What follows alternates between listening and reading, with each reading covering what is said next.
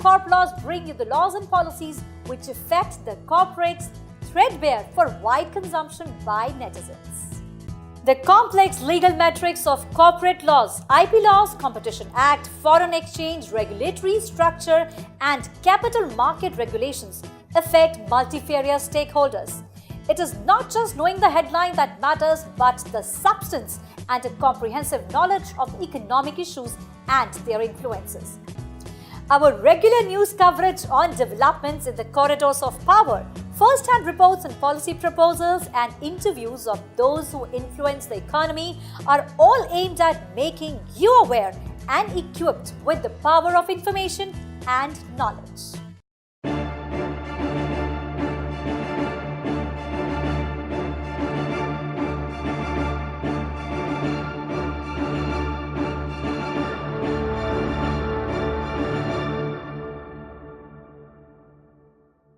India's domestic angel investor community has gradually come of age.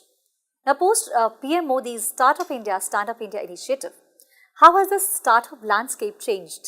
Let's find out from Padmaja Ruparel, founder, president of Indian Angel Network, and has been investing in the startups for over 2 decades now. Ma'am, pleasure having you on Tax India Online. Thank you for having me. Thank you. My first question is, IN has been investing in sectors like agriculture, fintech companies, education and health sector as an investment. Post the Stand-up India, Startup India initiative of the Modi government, how has the landscape of Indian startup changed so far?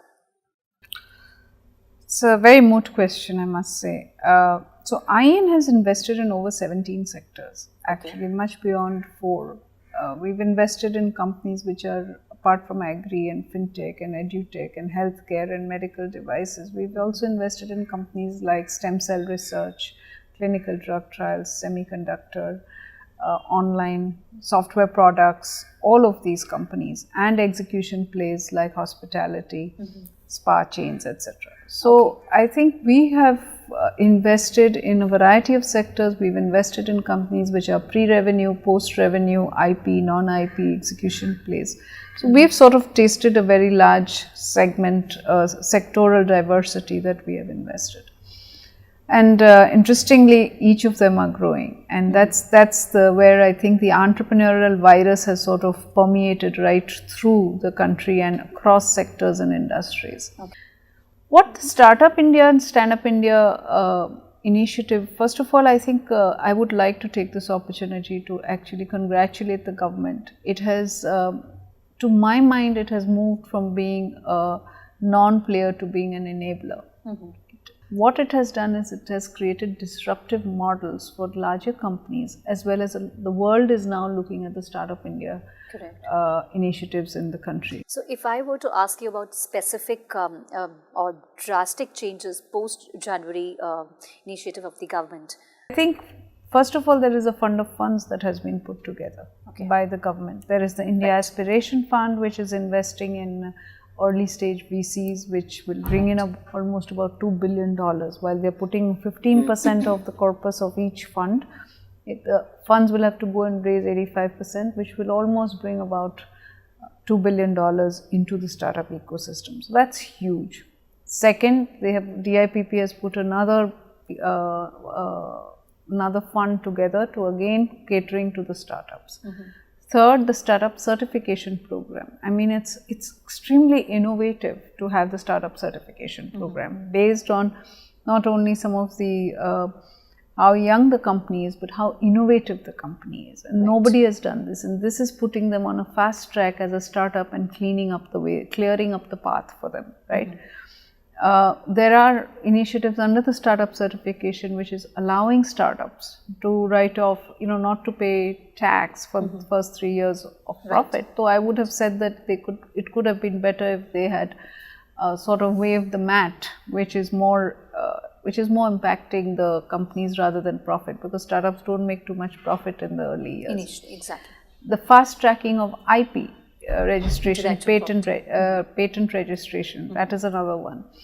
I think the whole ecosystem is sort of working towards them. The government procurement policy has been changed for startups, right? To say 30% of those procurement should be done by startups. And every state, if you look at it, most of the states are coming with startup funds. They're putting together this whole warehouses, startup incubators, all of this. So if I were to ask you, which specific sectors are you bullish on and why?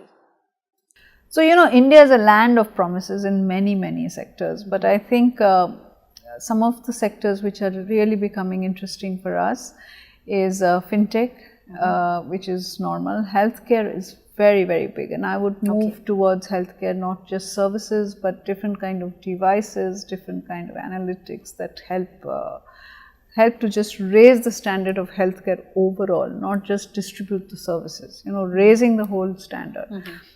Education is another big sector. Agriculture is almost a greenfield sector where innovation and startups can happen all the time. It's waiting to get disrupted. We are living in a slightly ancient time. If you look at manufacturing, the old world companies can get much faster, cost efficient, connect with what is happening today in a very disruptive manner, and that's where startups can play a role. Right. So, ma'am, what is your average ticket size? And talking about coming few years, how do you look at the investment scenario? So, angel. Just before I respond to that, maybe it's a good idea for me to share with you what is angel investment, because then it has a little bit more relevance to what you're asking. So, angel investment is really money that high net worth individuals invest from their personal tax paid money into young startups. Correct. And for startups, this is literally a lifeline because they have no collaterals, they have nothing to mortgage, no banks are going to give them any money. Remember, banks fund on the history of the company. Angels and VCs fund on the future of the company. Right? So the startups really don't have a history. That's why they are startups, right? By definition. So this money is very valuable. But when you are investing personal monies and when you're investing from your personal portfolio, the amounts are not going to be in millions of dollars. So typically angels world over, it's not only India, they invest up to $1 million, or let's say 6 crores or 6.5 crores. Okay? Broadly. The average ticket size, again, India is still part of this globe. It has not done anything which is different to what the globe is doing, the world over is doing. It has remained at $500,000. Okay. So, IN boasts of being the country's largest. Now, I believe about 20% of your investors belong to overseas community. What's pulling HNIs and high net worth individuals to Indian startups? So, several things. IN, I think, is today the world's largest angel investor group. We have about 430 plus investors from 10 countries investing very actively with us. Almost about 80% of our investors are investing with us. And you're right, almost 22% are based outside of India, which is absolutely right. I think there are several factors. India, if you look at it as an economy, has been growing, unlike many other countries, right? It is sitting on a huge domestic market which is growing, right? It is sitting on a young talent pool. Average age of Indians is much younger than many other countries in the world. And this is an earning population. That means disposable income, purchasing power is high. Right? On the other hand, I think India has issues. Right? Our healthcare is not something we should be very proud of. Education needs a revolution. Right? Our agriculture is sitting in the last century at best. Right? If you go to innovative industries like biotech, there are very, very, very few examples. Clean tech, we have a carbon footprint.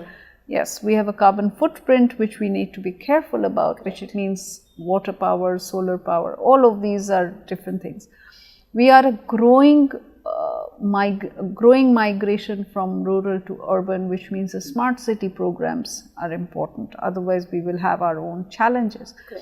And to top it all, we have a requirement of 10 million jobs a year, which we need to create, right? And I have to lace it to say the cream or the icing on the cake is the fact that our Honorable Prime Minister has taken this up as a baton, and he's really hyping it, which is absolutely the right thing to do to my mind.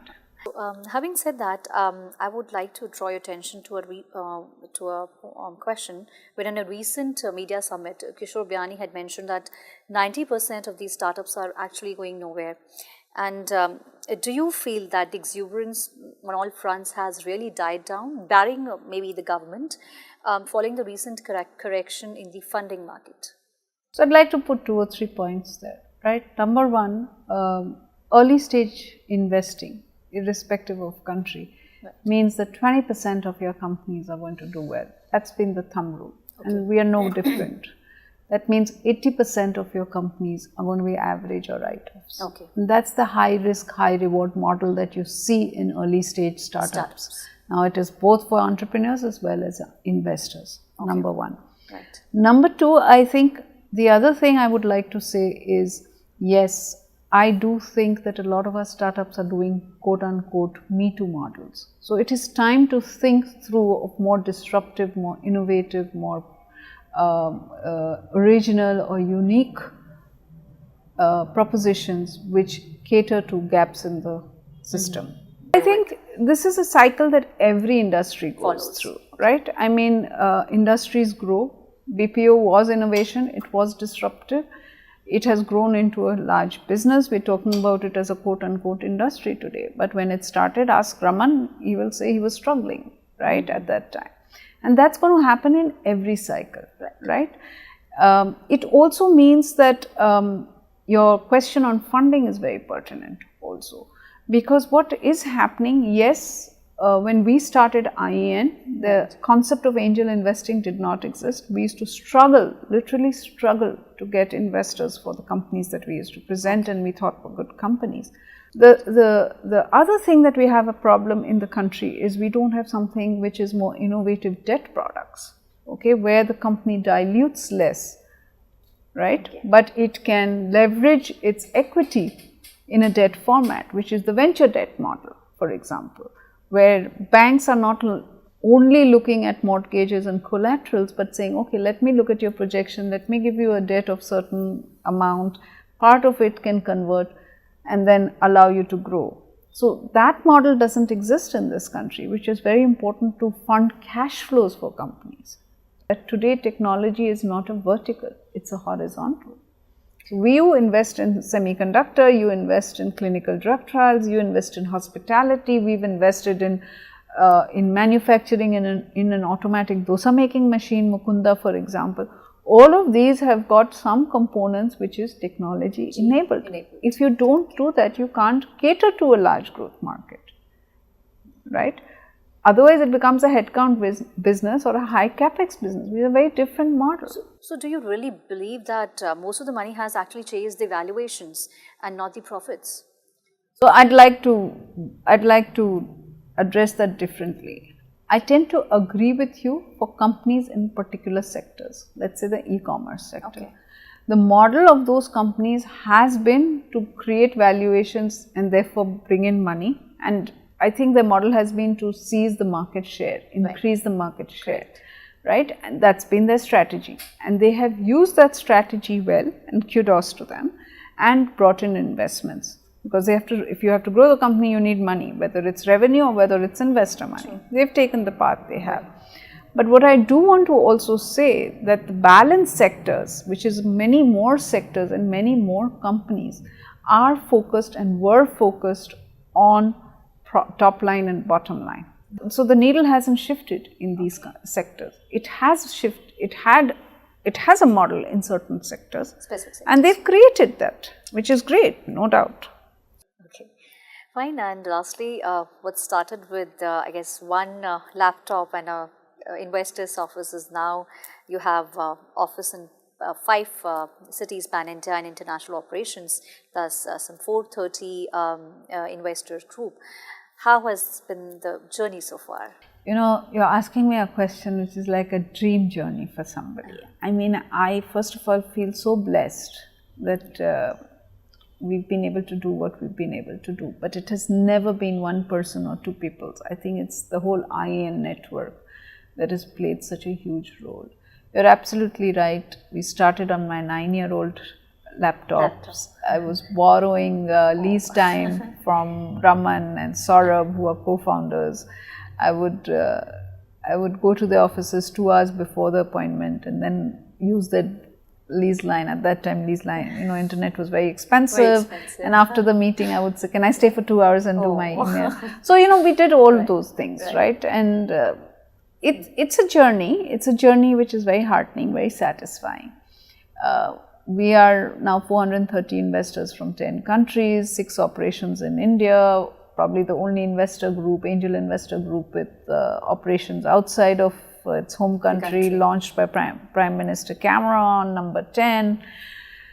We've invested in companies in Canada, US, Singapore, Hong Kong, Sri Lanka, France. I mean, I was in a conference last week at the Asia Angel Forum, and we found India was top of the line and the others were way behind. So I think it's been a dream run, honestly. The only way ahead for us is to go further, right? And yes, I think we want to make IN the largest horizontal platform for early stage investing. So the best entrepreneurs and the best investors engage with us. We create the maximum returns, not only for investors, but we create some really fast growing, innovative companies which become world leaders. Right. That's the ambition. Okay. And finally, would you just share a few of the success stories with us, and also the failures, and why were they failures? Let me take the second one first, because I think the learnings from companies which have not done well. First of all, I have to say, as investors, we are not always successful. Yes. Okay, we are human, and we've missed some very good companies. Okay. And we've invested in companies where we couldn't help them enough that they became successes. So I think a lot of the onus I would like to take that we are human, and I would tell your audience that if you believe in your company, if you believe in your experience and competency, and if you believe you have a customer there, just because one investor says no, don't give up, okay? Because investors are human. The second learning that I've always had, and I think the top of the learning, is on execution. If entrepreneurs have not executed, it's a sure shot failure. Investors lose money, but what entrepreneurs lose is much more. They lose years of their lives, right? They lose money they have put in, which is really hard-earned money, right? And for them, it's 100% is that company. There's they have their back to their walls, so they lose much more. So again, for me, I think execution is imperative. The second learning is that I think it's imperative to keep up with the times, because if you invest or if you develop propositions which are going to get disrupted in a couple of years, you're going to die anyway, right? So you have to, like the pager, right? After you had the land phone, you had the pager. Right. Why did a pager have such a short life? Because by then the mobiles had already hit. Obviously. Right. Absolutely. Right? So you have to keep up with the times. You have to keep innovating. You have to keep one step ahead of what's happening. And it's not only competition, but next level. Right. Okay. So I think these are some of the learnings that we had. The success stories, I think, has been a flip side of this. We've got companies like who've really grown out of Pune, where we invested in their very early days, $100,000. Today they've become global, absolutely sitting out of the valley. Their customers are, the majors, big four, who are their global partners. Dhruva is the company which is into real-time backup software, started small and it's gone big. One of the few product companies out of the country which has grown so well. Very few product companies, actually. We've got companies like WebEngage, which sort of has leveraged the online play and, improved and made efficient the engagement of the online, which has grown. If you look at another company which many people should know is Tazilla, which has again started with 3 crores of iron investment, and today it's a brand in its own right, gone global.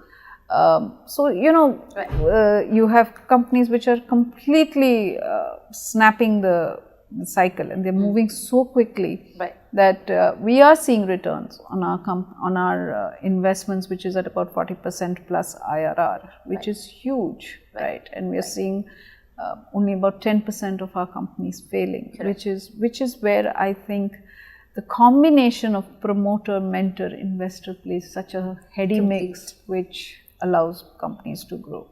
And that's why, to my earlier point, that when companies don't do too well, I think we are responsible as well. Okay, that's a candid acceptance. Right, ma'am, thank you so much for giving time to Tax India Online. It was a pleasure talking to you. Pleasure was mine. You had your questions so incisive. I enjoyed talking to you.